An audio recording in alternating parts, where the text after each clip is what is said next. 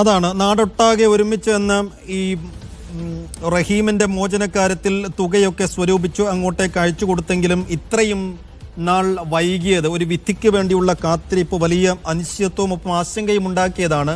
പലകുറി ഈ കേസും ഹർജിയും മാറ്റിവെച്ചപ്പോഴും ഇനി ഈ ദിയാധനം അയച്ചു കൊടുത്തിട്ടും വധശിക്ഷ നടപ്പാക്കുമോ എന്നൊക്കെയുള്ള ആശങ്ക കുടുംബത്തിനും നാടിനാകെയും ഉണ്ടായതാണ്. പക്ഷേ ഇപ്പോൾ വലിയ ആശ്വാസ വാർത്ത സൗദിയിൽ നിന്നും പുറത്തു വരുന്നു. 20 വർഷത്തെ തടവ് മാത്രം അനുഭവിച്ചാൽ മതി, വധശിക്ഷ പൂർണ്ണമായും റദ്ദാക്കിയിരിക്കുന്നു. അതാ കുടുംബം അംഗീകരിക്കുകയും ഈ സൗദി പൗരന്റെ കുടുംബത്തിന് ഇനി കാര്യമായ ഒരു കടുംപിടുത്തം ഇക്കാര്യത്തിൽ ഇല്ല എന്ന കാര്യത്തിലും ഒരു വ്യക്തത വരികയാണ്. അങ്ങനെയെങ്കിൽ 1 വർഷം കൂടി ജയിൽ ശിക്ഷ അനുഭവിക്കണം. 2026 ഡിസംബറോടുകൂടി ശിക്ഷാ കാലാവധി പൂർത്തിയാകും. അങ്ങനെയെങ്കിൽ ഡിസംബറിൽ തന്നെ അല്ലെങ്കിൽ 2027 തുടക്കത്തിൽ ഈ റഹീമിന് ജയിൽ മോചിതനാകാം എന്നതാണ്. കഴിഞ്ഞ 19 വർഷമായി ഈ സൗദി പൗരന്റെ കൊലപാതക കേസിൽ കോഴിക്കോട് സ്വദേശിയായ അബ്ദുൾ റഹീം സൗദിയിലെ ജയിലിൽ കഴിയുകയാണ്. ഇനിയിപ്പോൾ കാര്യമായ സാങ്കേതിക പ്രശ്നങ്ങളോ കാര്യമായ തടസ്സങ്ങളോ ഇല്ല എന്നുകൂടി അറിയാൻ കഴിയുന്നു.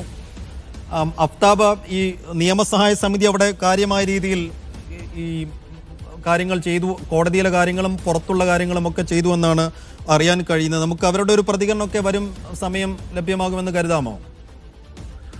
തീർച്ചയായും. കാരണം ഈ കേസുമായി ബന്ധപ്പെട്ട്, റഹീമിന്റെ കേസുമായി ബന്ധപ്പെട്ട് ഈ കേസിൽ തുടക്കം മുതൽ തന്നെ ഇടപെട്ടിരുന്നത് റിയാദിലെ നിയമസഹായ സമിതിയാണ്. ഈ നിയമസഹായ സമിതിക്ക് കീഴിലാണ് ഏതാണ്ട് 34 കോടി രൂപയോളം സ്വരൂപിക്കാനുള്ള ശ്രമങ്ങൾ തുടങ്ങുന്നത്. അതിനായി പ്രത്യേക ആപ്പ് ഉൾപ്പെടെ രൂപീകരിക്കുകയും ഏതാണ്ട് ദിവസങ്ങൾ കൊണ്ടാണ് ആ തുകയിലേക്ക് എത്തുകയും ഒടുവിൽ ആ പണം അദ്ദേഹത്തിന്റെ കുടുംബത്തിന് കൈമാറുകയും ചെയ്തത്. പക്ഷേ ഈ പ്രഖ്യാപിച്ച അല്ലെങ്കിൽ ആവശ്യമായ തുകക്ക് അപ്പുറത്തേക്ക് പണം എത്തുന്ന തരത്തിൽ കേരളത്തിൽ നിന്നും ഒപ്പം തന്നെ പ്രവാസികളിൽ നിന്നും വലിയ തോതിൽ പ്രതികരണമുണ്ടായി. അതിന്റെ അടിസ്ഥാനത്തിലാണ് അത്രയധികം തുക സ്വരൂപിക്കാനും സാധിച്ചത്. ഇനി ഏതായാലും നിലവിൽ ഈ കേസുമായി ബന്ധപ്പെട്ട് റഹീമിന്റെ അറ്റോർണിയായി, കുടുംബത്തിന്റെ പ്രതിനിധിയായി കോടതിയിൽ ഉണ്ടായിരുന്നത് റിയാദിലെ സാമൂഹ്യ പ്രവർത്തകനായ സിദ്ദീഖ് തുവൂരാണ്. അദ്ദേഹത്തിന്റെ മേൽനോട്ടത്തിലാണ് ഈ കേസിന്റെ കാര്യങ്ങൾ തുടക്കം മുതൽ ചെയ്തു പോന്നിട്ടുള്ളത്. അതിന് പിന്തുണ നൽകിയത് റിയാദിലെ നിയമസഹായ സമിതിയാണ്. മറ്റൊരു പ്രധാനപ്പെട്ട കാര്യം, ഇന്ന് റഹീമും കോടതിയിൽ ഓൺലൈനായി ഈ വിധി കേൾക്കാനുണ്ടായിരുന്നു. അദ്ദേഹവും ഈ വിധി കേട്ടിട്ടുണ്ട്. ഒരുപക്ഷെ ഏറ്റവും ആശ്വാസം അദ്ദേഹത്തിനായിരിക്കും. കാരണം വലിയ തോതിൽ അനിശ്ചിതാവസ്ഥ നിലനിന്നിരുന്ന ഒരു കേസാണ് ഇത്. സാധാരണ രീതിയിൽ സൗദിയിൽ ഇത്തരം കേസുകൾ ഉണ്ടാകാറുണ്ടെങ്കിലും അതൊരു പക്ഷേ ഇത്രയധികം ജനകീയമായ ഒരു ചർച്ചയായോ അല്ലെങ്കിൽ തന്നെ വലിയ തോതിൽ പൊതുപ്രതികരണം ആവശ്യമായി വരുന്ന, ഫണ്ടിങ് ആവശ്യമായി വരുന്ന കേസായോ മാറാറില്ല.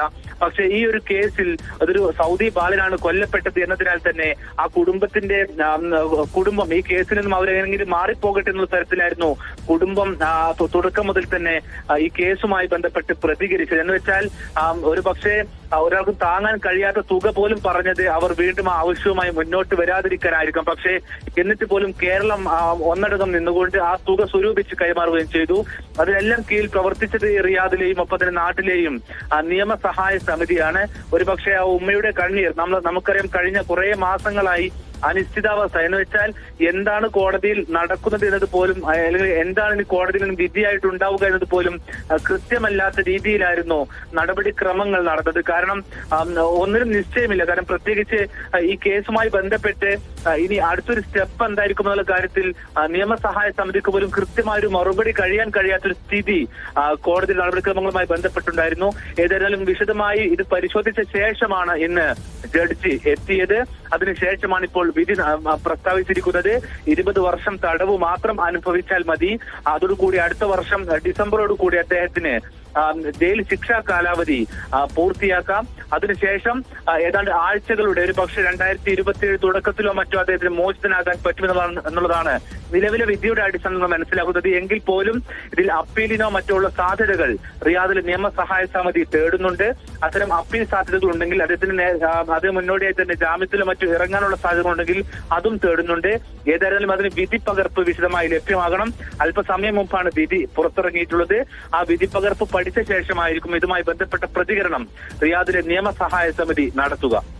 34 കോടി ഇന്ത്യൻ രൂപയ്ക്ക് തത്തുല്യമായ സൗദി റിയാലാണ് അവർ സൗദി ബാലന്റെ കുടുംബം ആവശ്യപ്പെട്ടിരുന്നത്. ആ ഘട്ടത്തിൽ അവർ തന്നെ ഒരു പക്ഷേ ഇത്രയും പണം കിട്ടും എന്ന് പ്രതീക്ഷിച്ചിട്ടുണ്ടായിരുന്നില്ല. പക്ഷേ കേരളമാകെ, നാടാകെ ഒത്തുചേർന്ന് അത്രയും തുക 34 കോടിയോളം രൂപ സമാഹരിക്കുകയും അത് സൗദിയിലേക്ക് അയച്ചു നൽകുകയും ചെയ്തിട്ടും ഒരു അവ്യക്തതയും അനിശ്ചിതത്വവും ആശങ്കയും ബാക്കി നിന്നിരുന്നതാണ്. ഇപ്പോൾ മാസങ്ങൾ പിന്നിടുമ്പോൾ നിർണായകമായ ഒരു വിധി കോടതിയിൽ നിന്നും വരികയാണ്. 1 വർഷം കൂടി ജയിൽവാസം അനുഭവിച്ചു കഴിഞ്ഞാൽ കോഴിക്കോട് സ്വദേശിയായ റഹീമിന് ജയിൽ മോചിതനാകാം. ഒരുപക്ഷെ 2026 അടുത്ത വർഷം ഡിസംബറോടുകൂടിയോ അല്ലെങ്കിൽ 2027 തുടക്കത്തിലോ ഈ ശിക്ഷാ കാലയളവ് പൂർത്തീകരിച്ച് റഹീം മോചിതനാകാം, തിരികെ നാട്ടിലെത്താം. വിശദാംശങ്ങൾ നൽകിയത് അഫ്താബ് റഹ്മാൻ.